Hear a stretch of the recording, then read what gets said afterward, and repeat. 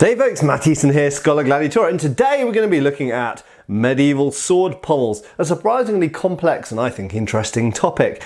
Now, nobody is going to get ended rightly or even ended swiftly. In this video, we're going to be keeping our pommels firmly attached to the rest of our swords. But what we're going to really look at is how were pommels interacted with by the hand, either armoured or unarmoured, in medieval times on medieval swords. And there's a surprising amount of variation.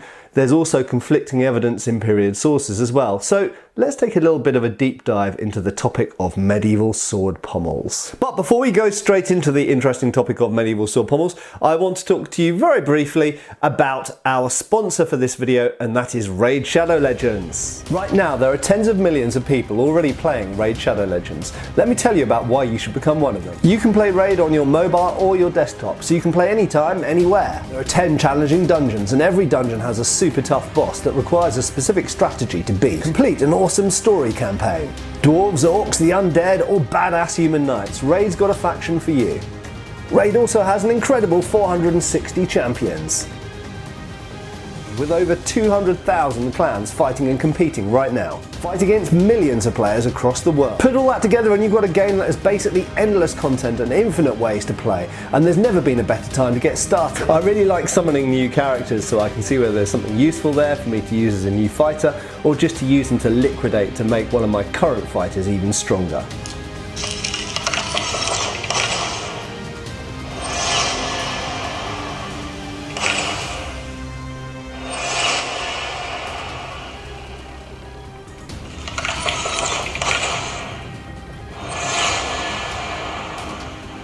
I really enjoy fighting against other people's teams on the classic arena.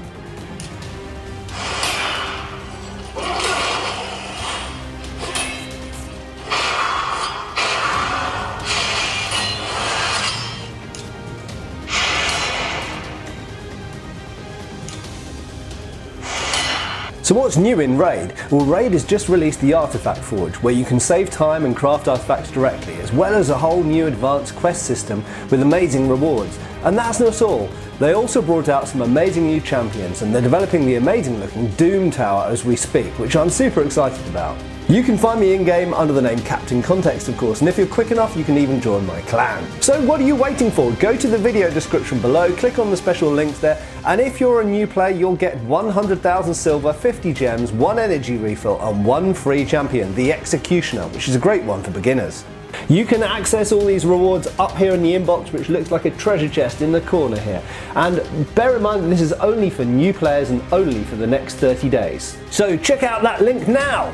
So thank you very much to Raid for sponsoring this video, and thanks for sticking with me for the rest of the content of this video.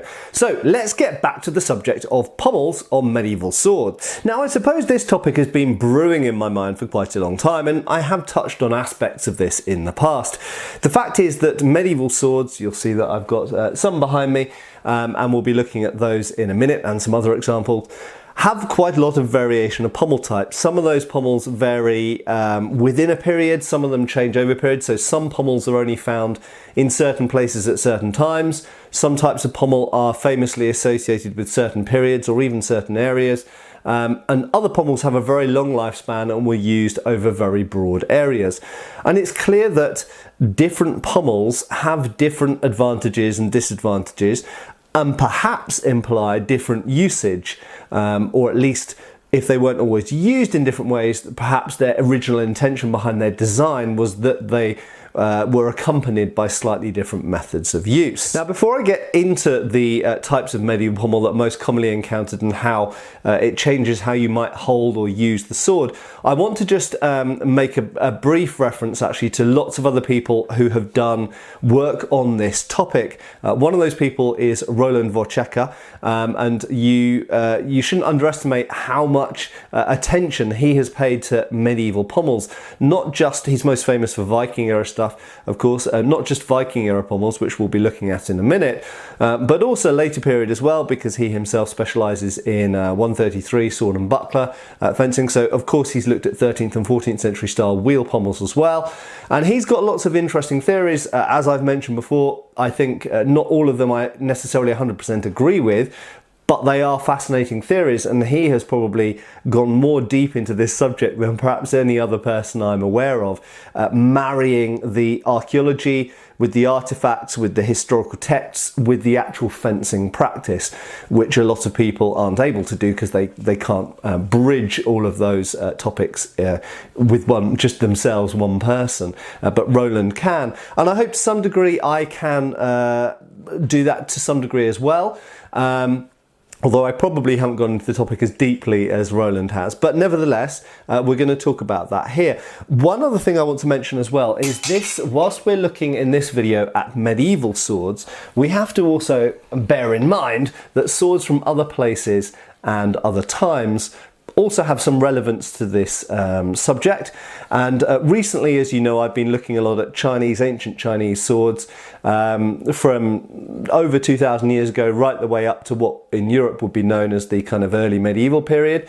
And it has been noted by several people that ring pommels, for example, on Chinese swords, and this is just one example, I could use other examples, but ring pommels on Chinese swords are probably or perhaps held in certain ways that are perhaps actually similar to how I believe was the conventional way of holding the Viking era or Anglo-Saxon Frankish era, Dark Age pommel as well. But it's always difficult, and that's always subjective, and we have to also marry how we think that thing should be held with, is there evidence for it either in the text or in the artwork, in other words in the historical record that we have. And in terms of the Chinese swords, the answer is probably no, but it's fair to say that having the hand near the bottom, near the ring pommel, assisting edge alignment and stopping the hand slipping, all this kind of thing, it makes good common sense, but we're currently lacking historical evidence to back it up.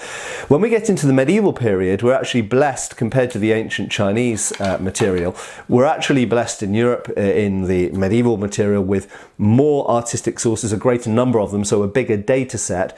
And in some cases, certainly when we get into the late medieval period, some written texts which actually talk about how you should interact with the pommel, which we'll look at in a little bit. Right, so now let's get on to the actual medieval sword pommels and my observation on some quite subtle differences between them that can have quite big differences on how your hand interacts with the weapon. So for the purposes of this video, we're going to start off in the so-called Viking era, and this is an Albion sword that you've seen in many of my previous videos. And I've spoken about these at length in the past. If you want to find out more specifically about these, then just search the word Viking in my videos. But these types of pommels are notable for the fact that they provide this kind of T-junction, okay? And that could be seen simply as a hand stop, but I don't think it is, and I think a lot of other people agree that it isn't just that. And in fact, if most people who are used to swinging a stick or any kind of sport bat or racket use one of these, one of the things that they first encounter is they hold the grip like this, and when they try to swing it, they find that the back of that T-junction, in other words, the pommel extension here, digs into the sort of heel of the hand down here, or the meat of the hand at the bottom of the palm there. In some cases, if the grip is too long, and we have to just quickly mention grip length. Grip length is very, very important in this whole topic. Viking age grips, and indeed this would go for most Roman Sparta all the way through the migration period, early Anglo-Saxon and Frankish, all the way through up to sort of 1000 AD. Most swords have really quite short grips, some of them exceptionally short. What do I mean? Well, we're talking about between about 7.5 centimeters and 10 centimeters at most. Most of them are in the sort of 9 centimeter range, statistically speaking. Before people talk about people being smaller then, well, actually, according to archaeology from the Museum of London, in fact, the average height in medieval Anglo-Saxon London was around 5'8", and when I was growing up, the average height was 5'9". So there wasn't a very big height difference. In fact, height declined as we got further into the medieval period, and sanitation and living conditions and diet declined and disease increased, and into the industrial era it went down, down, down, and then it got better, it got bigger again. So actually, when we're talking about this period, certainly in Britain, average height really wasn't very different. And in any case, height doesn't make a huge amount of difference to hand size. So hand size aside, we know that they liked small grips. If you have a grip which is longer, which is preferred by a lot of modern reenactors, and you have this type of grip, then it's more likely to slam into the wrist rather than the base of the hand. But nevertheless, if you hold this type of grip simply in a hammer grip, you can use the sword, of course, but you do get essentially a hot spot or a point of friction there between the pommel and your hand, and it doesn't seem like this is a great idea. It doesn't seem very ergonomic, and some later period swords do have a kind of curve to the pommel there, which makes that less of an issue. But nevertheless, it does seem like they were using this style of pommel with this T-junction here for a specific purpose, and I believe that the way that these swords are supposed to be held, and I know that quite a few other people, particularly people who do quite a lot of test cutting, have come to the same conclusion, that the pommel is actually supposed to interact with the base of the hand like that. So you put the little finger as low as you can on the grip, so you're almost holding the pommel to some degree, as you can see there, and that actually assists with edge alignment. It makes it more comfortable to use. I believe it helps with retention of the grip in your hand. You're less likely to lose your grip on the weapon under stress and all this kind of thing. And funnily enough, you know, I've got relatively large hands. If I was buying a pair of gloves, I'd normally buy a size L, for example. And you'll see that this is a historically correct, about 9 centimetre, I think, grip, which is longish for the period. It's not short, but it's about right. It's historically accurate. And you'll notice that if I hold it in that way, I actually have space to spare above the hand. So even with a historically small grip, I'm 6'1" and I've got relatively large hands, proportionate to my size. I've still got space to spare. So held in this way, it makes sense. Okay. Now, not to say that's the only way that this type of sword can be held. And going back to Roland Vorcheka for a second, Roland has shown categorically that in period art of the kind of Viking era and just after 1000 AD as well, we do actually see these swords held in a variety of ways, sometimes even further down, almost gripping the pommel like that, sometimes with the thumb up even, which some people would associate with sabre. So I'm not going to go into those, but a big variety of ways that this hilt could be held. But I think that the normal grip, if we look at the majority of historical artwork at the time, shows something like a handshake grip, between a hammer and a handshake grip. And I believe the pommel should be held low down so that you take that hot spot past impacting there when you hit things up into the palm, and it won't impact with anything now because it's already inside the hand. So this is the kind of baseline for what we would commonly consider the medieval period.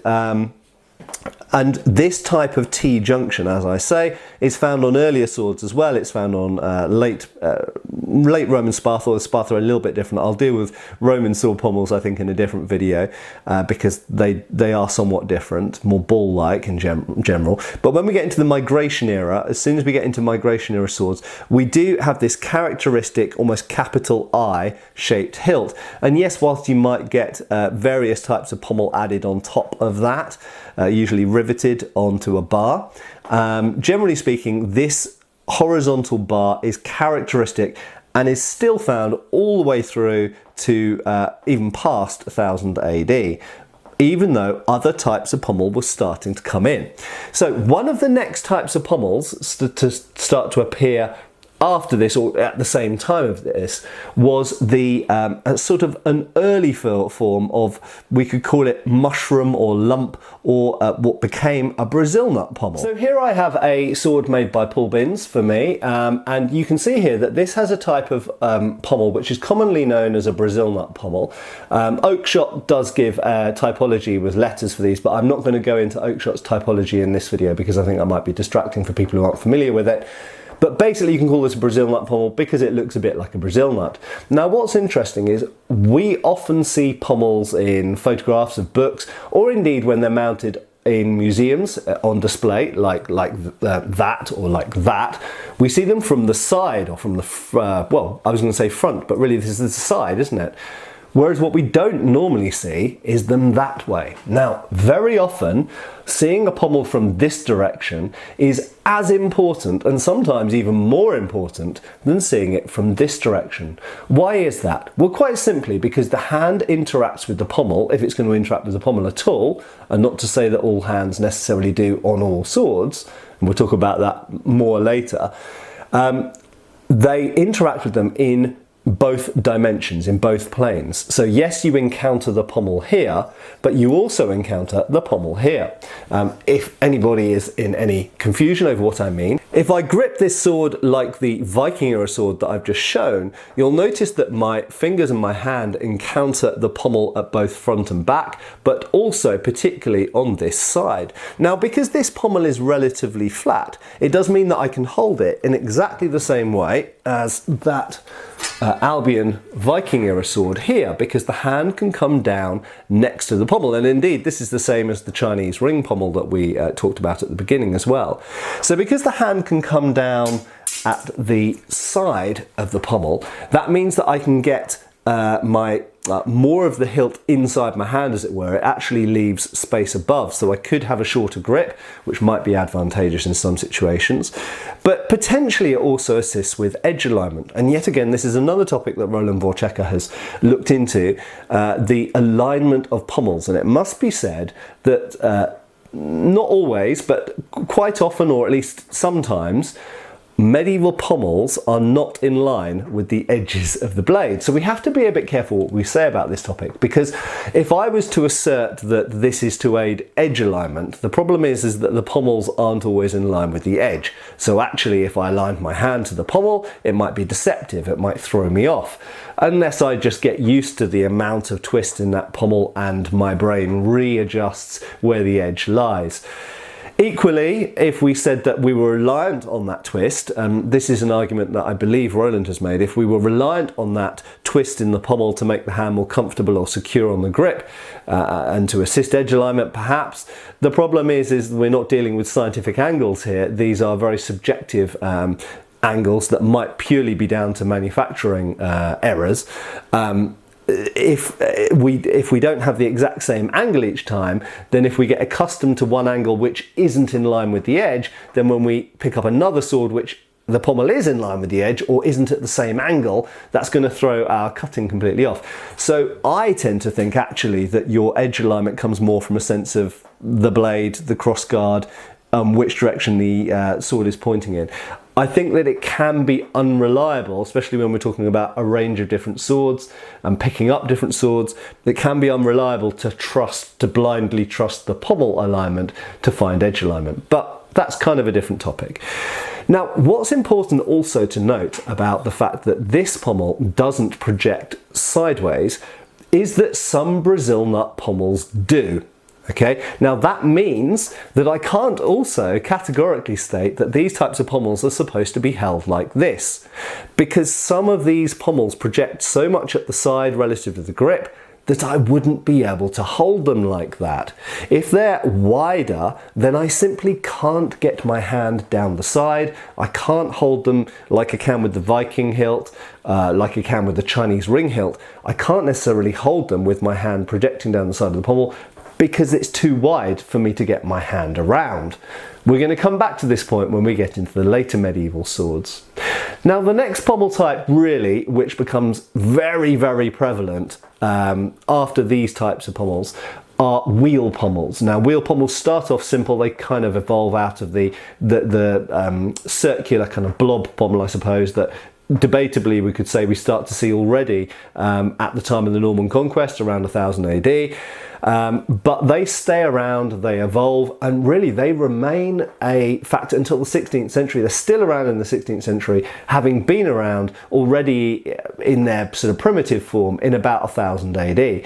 So you could say that forms of circular or wheel pommel are around for centuries and centuries, and statistically are the most common types of pommel found in the medieval period. So coming back to the sword that I started with in the video, this is made by Mark Vickers of St George Armoury, and it is relatively accurately based on the Henry V, so-called Henry V sword from Westminster Abbey, which was probably not Henry V's sword, but that's for a different video.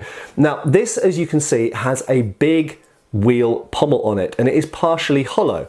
I've talked about this in previous videos. Some pommels were solid, some pommels were completely hollow, some pommels were partially hollow. And there's different ways of making them.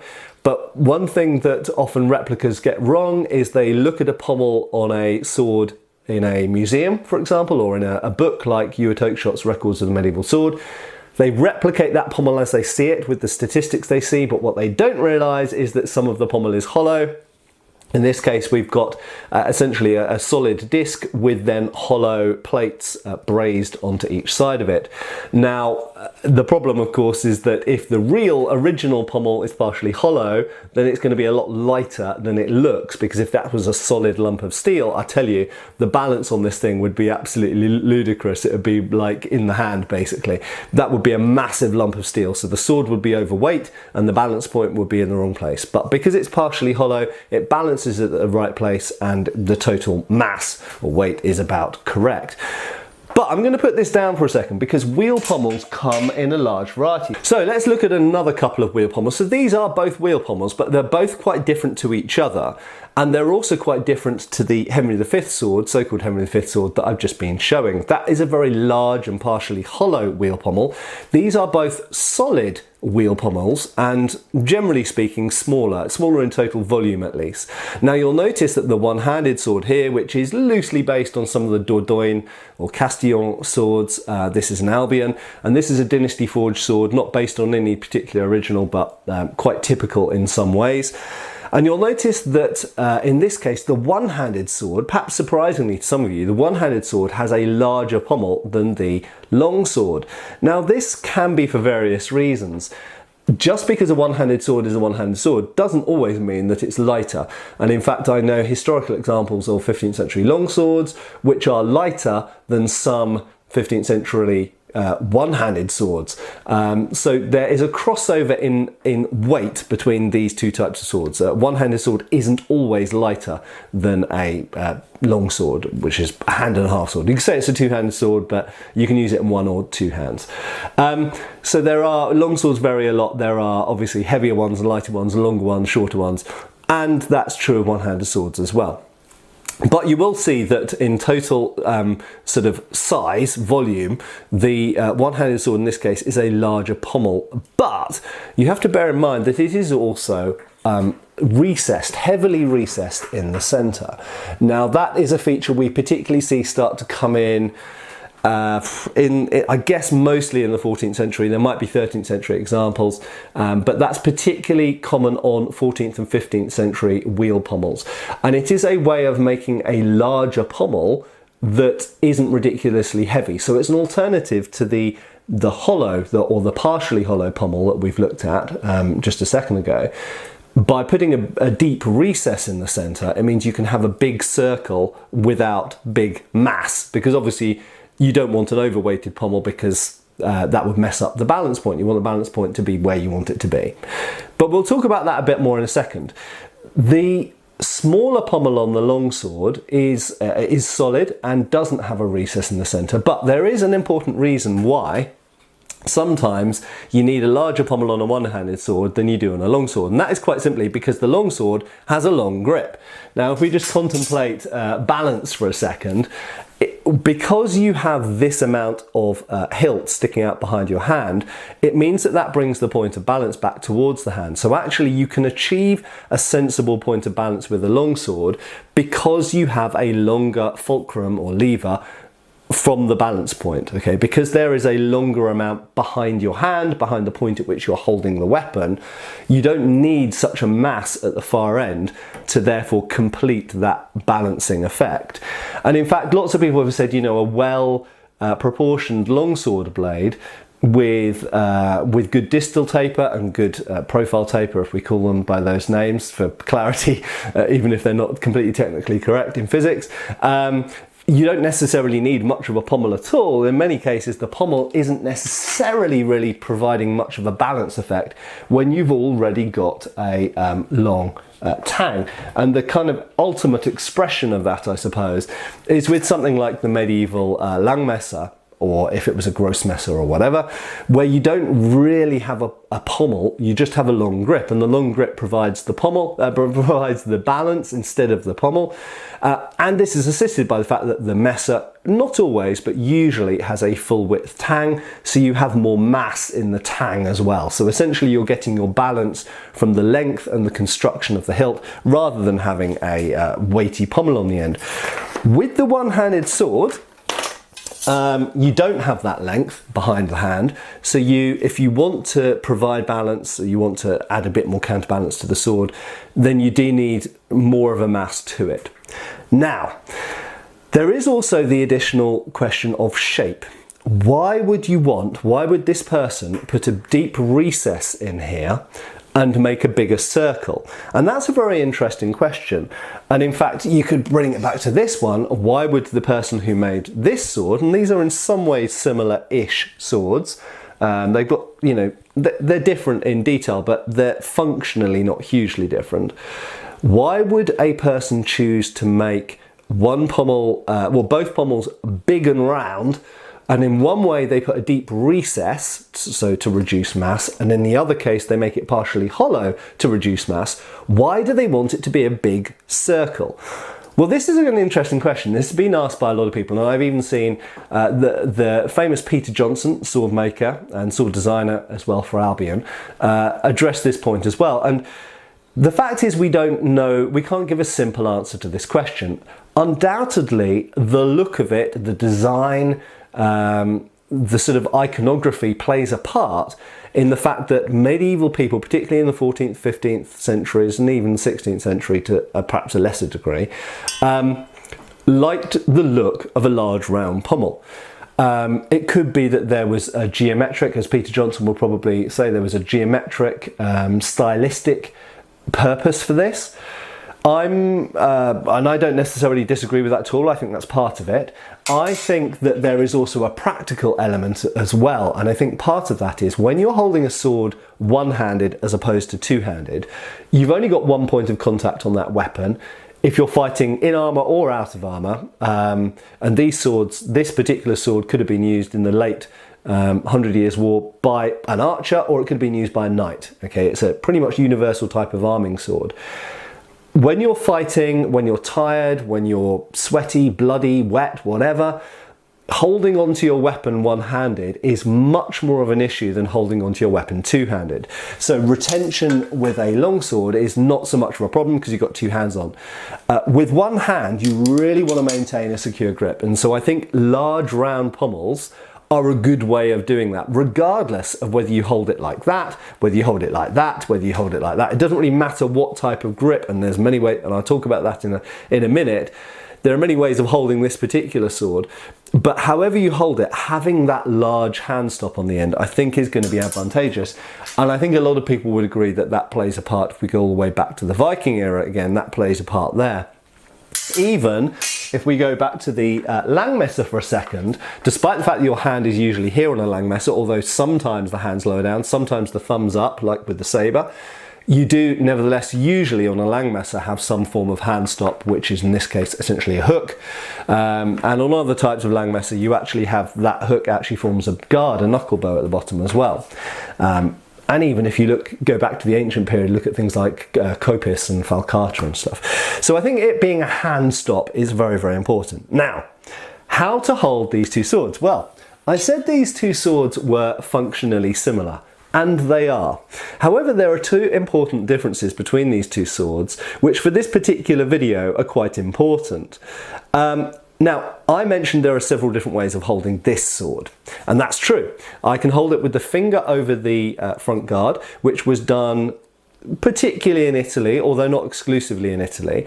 And we do find, particularly in Italy and in Spain, already by the middle of the 15th century, in fact by the early 15th century, just correct myself there, you start to get finger rings. Now already by the middle of the 15th century, that's what I was going to say, you start to get double finger rings, in other words, so that you can switch the sword around and still stick your finger over, and the finger rings there are to protect your fingers, obviously, by doing this. But the fact is that even earlier than that, that, if we go back to the 13th, 14th century, you sometimes see in art people doing this. And obviously, therefore, fingerings evolved to accommodate that. So that's one way of holding it. Another way of holding it is a simple hammer or handshake grip in the middle of the grip. But importantly, another way of holding it is to do exactly what we did with the Viking Age grip, and that is put the hand low down here so your hand is coming on the side of the pommel. That aids with this kind of security on the grip. It gives you a bit more space up here, so you can move the index finger and the thumb around. Potentially you could even put the thumb up the back. There isn't much evidence of this being done, there's a little bit, but there's not much evidence of this being done with arming swords. But there's a lot of evidence for this being done with Langmesser and Dussacs, certainly in the 15th century, but also in the 16th century, more and more so. So this is the kind of predecessor to the so-called saber grip that we usually use in saber fencing. So there are several different ways you can hold this sword, and the fact that this pommel is large and round but flat is quite important. And again, it comes back to this point that being able to see what a pommel is shaped like from this direction and from this direction is really, really important. Now, at this point, I'm just going to go off on a very slight tangent that's particular to these pommels. If you look at the Dordogne swords or any other mid-15th, late 15th century swords with wheel pommels, you'll notice that these pommels are not always parallel all the way up here. And in fact, this one isn't. This is the Albion Lancaster. And this actually tapers. So it's thicker at the base, and it actually gets narrower as we come up here. And that's quite ergonomic, I have to say. Some pommels are the opposite. Some are thinner here and actually get wider, and some are parallel. So there's variation. Clive Thomas, great friend of mine, but also great sword researcher, has documented this very, very well in original swords from the Dordogne River, also from Alexandria, Arsenal, and various other places. So sometimes these wheel pommels are parallel, sometimes they taper that way, sometimes they taper that way.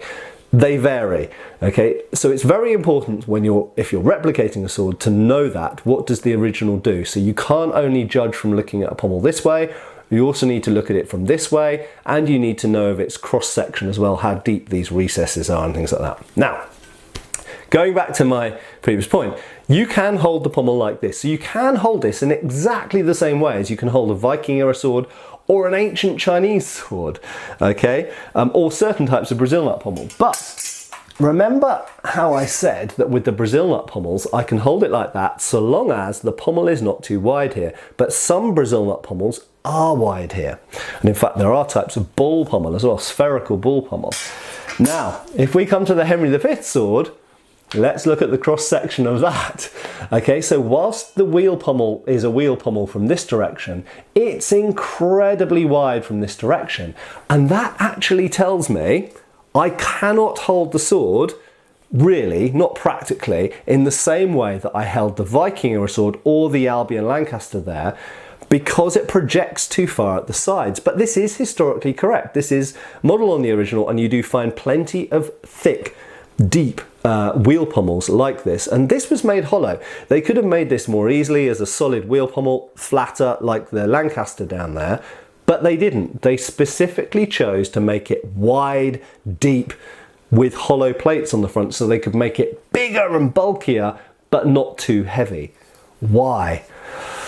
I don't know. That's a great question. It does form a better hand stop if the user, if Henry V or Henry VI or whoever actually owned this sword originally, because we don't know, if they maybe were using this as the battle sword, maybe they were intending to wear gauntlets with it, maybe they just simply weren't intending to ever hold the sword in this way, like we've talked about. Maybe they were intending to hold it in the middle of the grip or even towards the top of the grip, perhaps even with the finger over the quillon, we don't know. But they weren't intending to really encounter that pommel other than as a hand stop, okay, purely to stop the hand sliding off. Which is interesting. That means that different people, as we know anyway, different people are holding medieval swords in different ways and have got different priorities of what they want from a pommel based on how they're intending to use the sword and what their priorities are. Right, so This all now brings us on to long swords. Okay, so long swords are quite a specific thing, and in some ways are better documented because we have more material about how long swords were used via the fencing treatises, which start to appear at the end of the 14th century, thanks to both Italian and German fencing lineages and treatises that we have. And to some degree, they've probably been practiced with and studied more in modern times as well through HEMA and historical fencing. So generally speaking, we've got a wide variety of pommel types on long swords, but you can basically split these down into, I believe, into three main types. First of all, you have long swords which have wheel pommels on. Now these are the first types of long sword hilts that we really encounter. So when long swords start first appearing with any regularity in art and in archaeology is in the 13th century. In the 13th century, the default hilt type had a crossguard and a wheel pommel. The crossguard was usually straight but could be curved down towards the blade. And a wheel pommel. So the wheel pommel was standard, so they just lengthened the grip and you had a wheel pommel. Now, one of the German fencing treatises used to be known as Dobringer, but it's now usually known as its catalogue number, but that's irrelevant for here, specifically says not to grip your pommel. And this is one school of thinking. Okay, so lots of people who practice certain parts of the Lichtenau lineage, particularly the earlier treatises, tend to follow this and say that you should grip the sword more like a katana, in fact, and not grip the pommel. Now, if you're not gripping the pommel, it doesn't matter what shape the pommel is it? It could be shaped like skull and crossbones or a rampaging bull. It doesn't matter what shape the pommel is if you don't encounter the pommel. Okay, it's purely there as a last-ditch hand stop at most, and perhaps not even that. Okay, so if you're just gripping the grip and letting the pommel swing freely like a pendulum, as is described, then it doesn't matter what kind of pommel you use. And the wheel pommel can be unadulterated, doesn't really matter, okay? But quite swiftly we find in the 14th century, we start to find pommels start to develop, not just on long swords, I should point out, although it does seem particularly on long swords.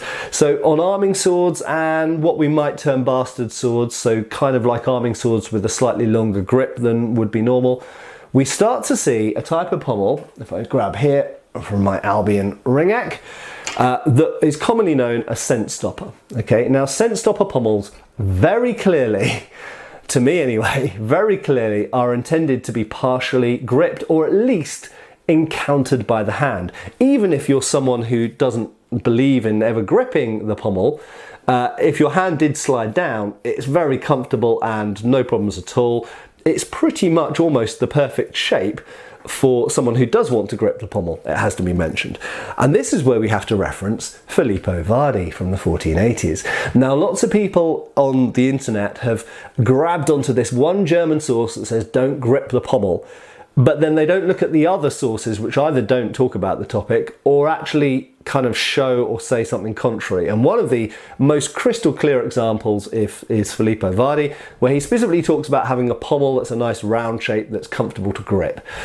Equally, if we look at the historical artwork, if you look at even Fiore de Liberi, so we're talking going back to an earlier source from 1409, 1410, then we can see some of the figures are clearly gripping their pommels, some of them aren't. Okay, so there is, even within his treatise, there's variation. And then if we look at later German treatises like Joachim Meyer and stuff like this, then we can see variation again. We see some figures gripping the pommel, some figures not gripping the pommel. So overall, it seems that some fencing masters had a preference for either gripping or not gripping the pommel. The practitioners themselves varied. So I think we can say that by and large, some people preferred to grip the pommel, some people didn't grip the pommel. So do what you like is my upshot, basically. But these types of scent stopper pommels are very clearly ergonomic in one way or another. Whether you're intending to specifically, explicitly grip the pommel or not, they are ergonomic. But what's interesting about them is very often they do not have any edge alignment to them. Sometimes they do, sometimes they're flattened, but very often not, okay? And in the case of this is completely edge non-specific. You could grip this at any angle, and from the backhand alone, I can't tell with my eyes shut what direction the edge is pointing in. But I can, on this sword, tell which direction the edge is pointing in, because it's still an oval grip. So my hand can only ever be partially, with the lowest part of my rear hand, can only ever partially be on the pommel. The upper part is still on the grip, and I can still feel with my eyes shut which direction the edge is pointing in, because I have a flatter grip. The grip is flatter this way than it is this way. So you can still feel edge alignment thanks to the grip. You don't need the pommel to do that. And around this time and soon after, we start to get other pommels like this fishtail pommel here, which is really something which starts to appear in about the middle of the 15th century and runs all the way through to the 16th century, in fact. This is from Dark Sword Armoury, incidentally, where sword will be reviewed soon. But you can see that this pommel is flat. So whilst it is flaring in this direction, and I can either grip it or not grip it, I have that choice. But because it's flat, it does, again, help me know which direction the edge is pointing in. Is that necessary? Not really, no, because I have a grip here, and the grip informs me which direction the edge is in as well. So actually, so long as I've got the some of my hand on the grip, it actually doesn't really matter whether the pommel is particularly helping with my edge alignment or not. But I have to say that with this particular pommel, because it flares a lot in this direction, the fact that it's flat actually makes it more ergonomic to hold, and I like it because in my mind it does help with edge alignment, and it just kind of feels nicer in the hand than if it was fat or round. So overall, I think it's fair to say that we have got a wide variety of pommel types, and there are many pommel types that I haven't covered in this video, but they are generally speaking less common. The most common type of pommel throughout most of the medieval period after 1000 AD is a form of wheel pommel or circular pommel. Before that, the most common type of pommel is a T-junction. Okay, why did it switch from one to the other? We don't know exactly. It is possible, and it has been suggested, that the move from, just grab a couple here, the move from the T-junction pommel to the Brazil nut and then the wheel pommel is possibly something to do with cavalry usage and the use of the sword from horseback. Possibly. Possibly there's other changes there to do with the way that the types of shields that are used and the way that shields are used. The move from boss gripped shields predominantly to predominantly strapped shields. Possibly the introduction of hand protection is tied in with that as well. This gradual introduction of mail mittens and then obviously later gauntlets, possibly. Now, gauntlets is something I want to touch on just briefly before I sum up, because gauntlets do change how you encounter a hilt, and it seems quite clear that in the 14th century, just grab it, here we go, if I grab the Albion Lancaster, so this is a sort of sword that, although this is a 15th century sword, swords very similar to this were around in the 14th century. We do start to see sometimes a tendency for grips to get longer, and I think that this is probably, although not definitely, this is probably related to the more wide-scale presence of plate gauntlets. So the earliest forms of plate gauntlets replacing mail mittens start to come in the mid-14th century, early to mid-14th century, and they're typified, really, the early ones are typified by the Visby gauntlets, spelt Wisby, incidentally, if you want to Google it, where you have a number of plates, a bit like a brigandine, you have a number of plates which are fabric or leather covered. And then the plates basically come to the top, a bit like the cuirass. The plates start to become external, develop into the hourglass gauntlets, and then various types of 15th century gauntlet that come after that. Fingered gauntlets originally, so we go from mail mittens to plated fingered gauntlets, and then we go to a combination of fingered gauntlets and mitten gauntlets, but that's not necessary for the purposes of this video to fully explain.